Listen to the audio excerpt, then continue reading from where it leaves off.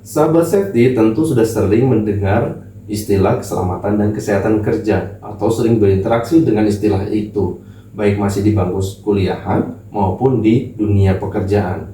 Tapi sebenarnya kita ini sudah tahu apa belum definisi dari keselamatan dan kesehatan kerja? Bahkan di Undang-Undang Nomor 1 Tahun 1970 yang mengatur tentang keselamatan kerja saja malah tidak mengatur definisi dari keselamatan.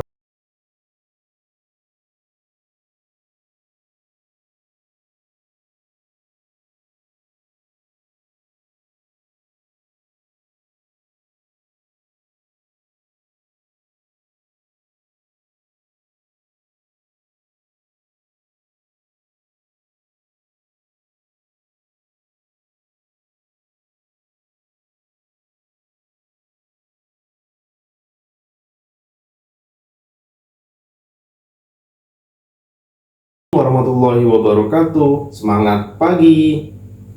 Kali ini Tanya Safety akan membahas mengenai definisi dari keselamatan dan kesehatan kerja. Pada video-video sebelumnya dan juga konten-konten di Instagram sudah membahas banyak hal, namun ternyata belum membahas tentang apa itu yang dimaksud dengan keselamatan dan kesehatan kerja. Kalau sahabat safety belum subscribe, silahkan subscribe dulu ya untuk mendapatkan update video di channel ini. Simpan video ini untuk menonton di lain waktu dan juga share agar bermanfaat untuk sahabat safety lainnya. Sahabat safety tentu sudah sering mendengar istilah keselamatan dan kesehatan kerja atau sering berinteraksi dengan istilah itu, baik masih di bangku kuliahan maupun di dunia pekerjaan. Tapi sebenarnya kita ini sudah tahu apa belum definisi dari keselamatan dan kesehatan kerja? Atau sering disebut dengan safety gitu ya kalau di tempat kerja. Apa sih sebenarnya yang dimaksud dengan keselamatan dan kesehatan kerja? Untuk menjawab itu, kita perlu mempelajari referensi-referensi yang membahas mengenai keselamatan dan kesehatan kerja. Yang pertama, tentu kita harus melihat regulasi pemerintah yang menaungi penerapan keselamatan dan kesehatan kerja di Indonesia. Kita tahu bahwasanya regulasi yang mengatur keselamatan dan kesehatan kerja adalah Undang-Undang Nomor 1 Tahun 1970 tentang keselamatan kerja. Regulasi ini memang sudah sangat tua ya, dikeluarkannya tahun 1970. Namun ternyata masih sangat ampuh untuk menjadi dasar penerapan keselamatan dan kesehatan kerja. Tapi kalau sahabat safety baca, sebenarnya di regulasi di Undang-Undang Nomor 1 Tahun 70 ini, pada bab 1 tentang istilah-istilah pada pasal 1, justru tidak ada definisi tentang keselamatan dan kesehatan kerja. Yang ada justru adalah definisi tempat kerja, definisi pengurus, pengusaha, direktur, pegawai pengawas, dan juga ahli keselamatan kerja.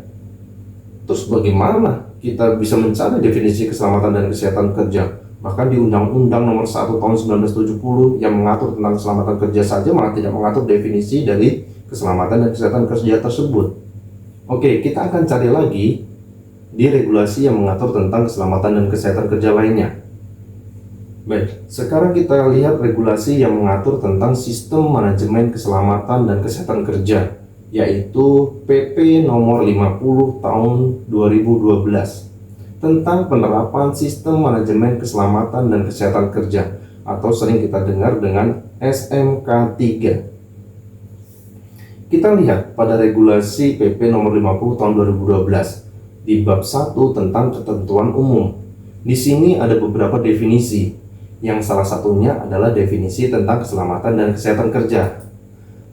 Kalau kita kutip dari PP Nomor 50 Tahun 2012 tentang penerapan SMK 3, keselamatan dan kesehatan kerja yang selanjutnya disebut dengan K3 adalah segala kegiatan untuk menjamin dan melindungi keselamatan dan kesehatan tenaga kerja melalui upaya pencegahan kecelakaan kerja dan penyakit akibat kerja. Itu definisi yang ada di PP Nomor 50 Tahun 2012. Terus bagaimana dengan regulasi-regulasi lainnya?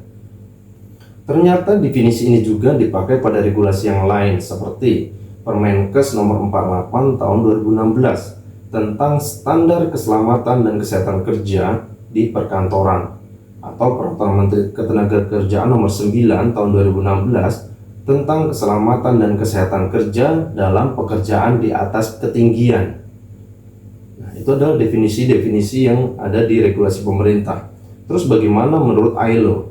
Kalau menurut ILO, keselamatan dan kesehatan kerja atau disingkat dengan K3 itu adalah sebuah ilmu untuk antisipasi, rekognisi, evaluasi, dan pengendalian bahaya yang muncul di tempat kerja yang dapat berdampak pada kesehatan dan kesejahteraan pekerja, serta dampak yang mungkin bisa dirasakan oleh komunitas sekitar dan lingkungan umum. Ya, kalau menurut ILO itu definisinya lebih ke kesehatan. Jadi kita bisa simpulkan, secara umum definisi K3 kalau menurut referensi yang ada, terutama menurut regulasi, itu sama saja. Hanya tadi bedanya di ILO ya, karena ILO lebih mengarah kepada kesehatan. Kalau kita mencari tentang definisi keselamatan dan kesehatan kerja, sebenarnya masih banyak lagi definisi-definisi keselamatan dan kesehatan kerja, terutama dari ahli dan pemerhati K3. Tapi kita fokus saja berdasarkan regulasi pemerintah di Indonesia ini. Terus apa yang dimaksud dengan segala kegiatan untuk menjamin dan melindungi keselamatan dan kesehatan tenaga kerja melalui upaya pencegahan kecelakaan kerja dan penyakit akibat kerja? Sebenarnya ini bisa diartikan bahwa semua upaya yang dilakukan, termasuk di dalamnya program kerja, bisa berupa pemeliharaan kelayakan peralatan, kelayakan infrastruktur, kebersihan tempat kerja, ergonomi, pengelolaan kesehatan pekerja, dan lain sebagainya yang memang bertujuan untuk mencegah kecelakaan dan penyakit akibat kerja. Oh ya, termasuk di dalamnya adalah pengelolaan kegawat daruratan. Kalau kita lihat di Undang-Undang Nomor 1 Tahun 1970 tentang keselamatan kerja, di bab 3 pasal 3 sebenarnya sudah dijelaskan apa saja yang perlu dilakukan, terutama di ayat 1. Ada banyak sekali, mulai dari huruf A sampai huruf R. Tapi itu kan tahun 1970, sudah cukup lama gitu ya. Dan saat ini ilmu pengetahuan sudah banyak berkembang, teknologi-teknologi sudah banyak berkembang.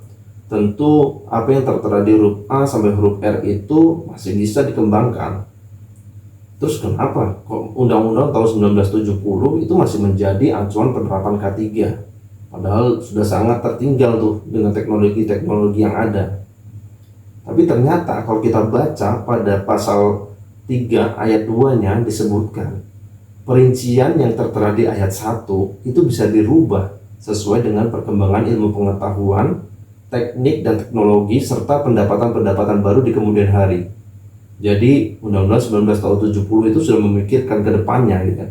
Jadi apapun usaha-usaha yang dilakukan saat ini, teknologi-teknologi terbaru saat ini, pendekatan-pendekatan yang dilakukan saat ini yang masih bertujuan untuk mencegah kecelakaan kerja dan penyakit akibat kerja, maka masih masuk dalam koridor definisi keselamatan dan kesehatan kerja.